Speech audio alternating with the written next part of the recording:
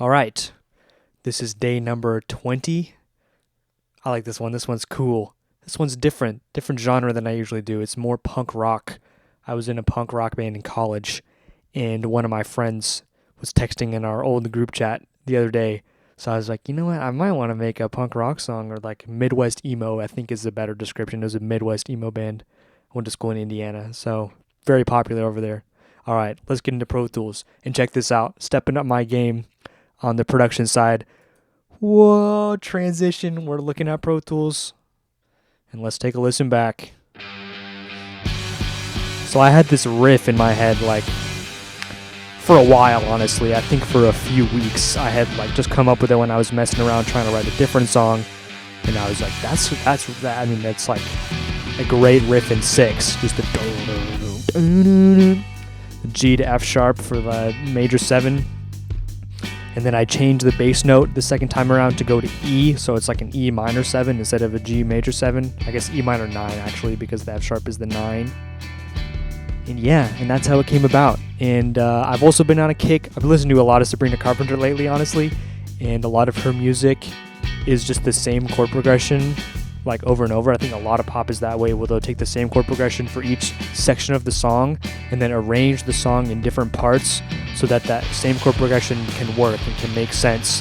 So that was my challenge with this one, is I just wanted to keep that G major to E minor, but still like change it enough to like change the rhythm and change the pattern and change like how busy each part was, or even the sound of the guitar. Like the sound of the guitar in the verses is a clean sound versus the sound in the chorus in this interlude here, or that really crunchy distorted sound. So that's a way of distinguishing. Like I think it's a different way of songwriting. Like it's easy to just, I mean, easy is a stretch, but it's easier, I think, to just have a new section, have a different chord progression, then it's obvious that it's a new section, right?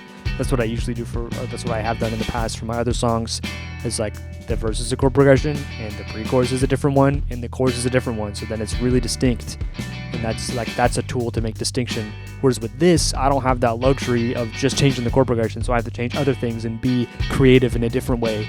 I think it's cool to like work in that new way, and I don't want to box myself in just working one way. So I wanted the challenge of one chord progression, and let's change some other stuff around to make it different. Okay, we're looking at Pro Tools. I can show you my workflow here. So this is a pretty typical layout. I usually have synths. I usually have like 12 synth tracks, but I deleted them because I'm not using them. So we got the drums, Addictive drums, always in MIDI. This is a really sick plugin. I could finally get to show it.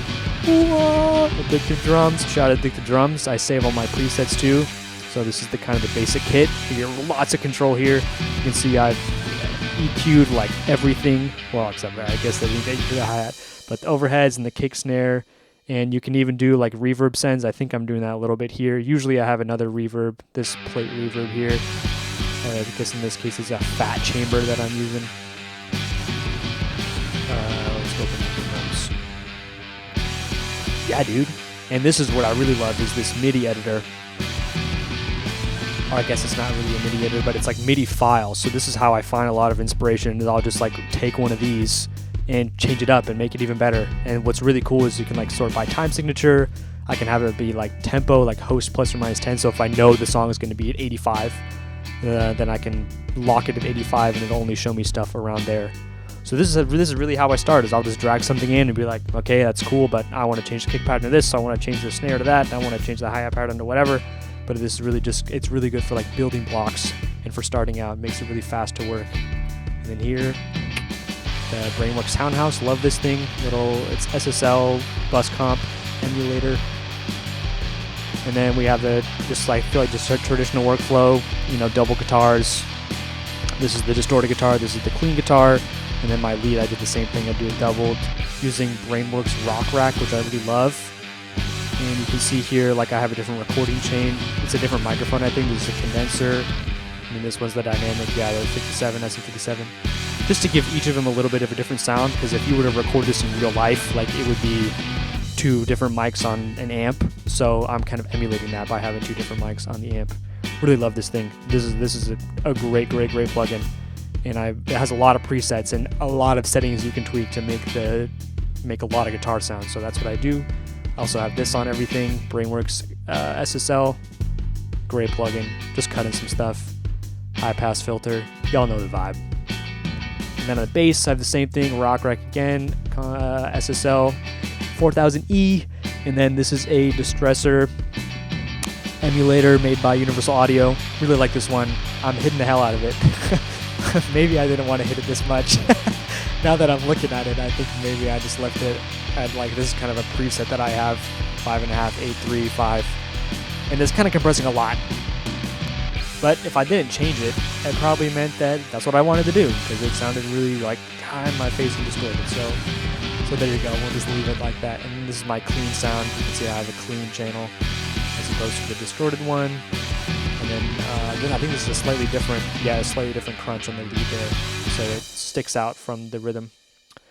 Because otherwise it would sound the same, and then you wouldn't be able to distinguish the two guitars. So they got to sound a little bit different. And then the secret mastering chain, I guess I'll show it. Just Ozone, just to tighten everything up. I'm barely touching it. It's really just to limit the peaks. Not really doing loudness on that end. And then this is like my loudness machine, is the black box. Oh my goodness, I can't remember who it's by. I'm so sorry. But it's made by Brainworx and it's on Plugin Alliance. I'm a big Plugin Alliance guy. So this is where I'm getting a lot of my loudness, just bumming up. It's already a kind of a loud song just from the crunch guitars, so only putting 2% there. But there we go. Talk about the mix. Don't usually get to talk about the engineering side because I haven't shown Pro Tools before. I'm just talking about, the song side of it. So, little Pro Tools demo. I feel like that was heavy Pro Tools. In the next video, I'll probably try to balance it out between Creative and Pro Tools. But yeah, this one was pretty straightforward to write. I just had that riff, and I was like, all right, well, if I got the riff, then I gotta have the chords underneath. I like doing like 9 voicings, like on the guitar voicings with the 9th. So I'm doing some what are they called? Power chords, but not like 1-5-1. It's like 1-5-7, and then the minor is 1-5 flat 7. So yeah, it's some cool stuff. So it's not just a blank power chord. I thought about the voicing of it, of course. Okay, I think that's all. Thank you for watching. This has been cool. Back to me. Ta-da! In the description is a SoundCloud. It's got all these songs if you want to listen to just the tracks. And again, if you're curious about what plugins I use, it's in the description as well. And I talked about them here, so now you get to see what they actually look like. All right. Thank you. Goodbye.